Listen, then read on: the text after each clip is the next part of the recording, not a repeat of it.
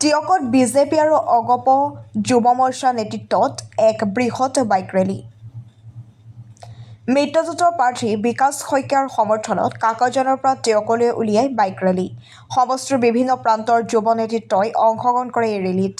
মিত্ৰজোঁটৰ প্ৰাৰ্থীগৰাকী বিপুল ভোটৰ ব্যৱধানত জয়লাভ কৰিব বুলি যুৱ মৰ্চাৰ সংবাদ মাধ্যমৰ যোগেদি ব্যক্ত কৰিছে। News desk report, AN live.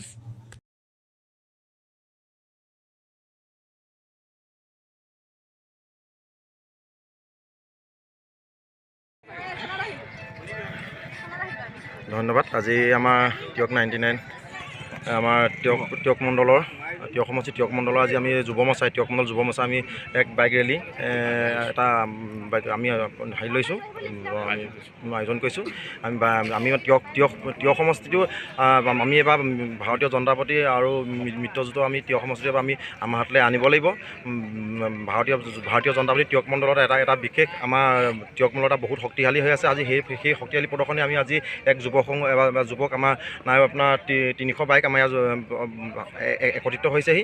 সেইবাবে আমি আজি ইয়াত আমি মিত্ৰজোঁটৰ আমাৰ AGPও আমাৰ ইয়াত সহযোগ কৰিছে। আমি বৃহৎ এটা আমি ৰেলী এই ৰেলীটো কিমানৰ পৰা কিমান দূৰলৈ হ'ব? ৰেলীটো আমাৰ তেনেকৈ আপোনাৰ কাকজানৰ পৰা টিয়কলৈকে ৰেলীটো হ'ব। হৈ পেলাই আমি এনেকৈ লাডুগুটি আহিম। বাকী এতিয়া আমি যুৱ মৰ্চাই আমি যুৱকসকলে আমি টিয়ক মণ্ডলত এক বিশেষভাৱে আমি এটা অভূতপূৰ্ব আমি ভোটত আমি বিকাশ শইকীয়াক মিত্ৰজোঁটৰ আমাৰ প্ৰাৰ্থী বিকাশ শইকীয়া আমি অভূতপূৰ্বভাৱে আমি জয়যুক্ত কৰিম। আৰু লগতে আমাৰ ভাৰতীয় জনতা পাৰ্টি এইবাৰ চৰকাৰ গঠন কৰিব।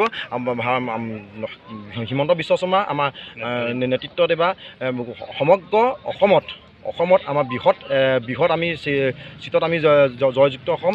এক অভূতপূৰ্ব আগতে কোনো তেনেকুৱা এটা নোহোৱা এইবাৰ পৰিৱেশ আমাৰ অসমত এবাৰ সৃষ্টি হ'ব। অসমতো লগতে আমাৰ যোৰহাট টিয়কতো এবাৰ এটা বেলেগ এটা পৰিস্থিতি হ'ব।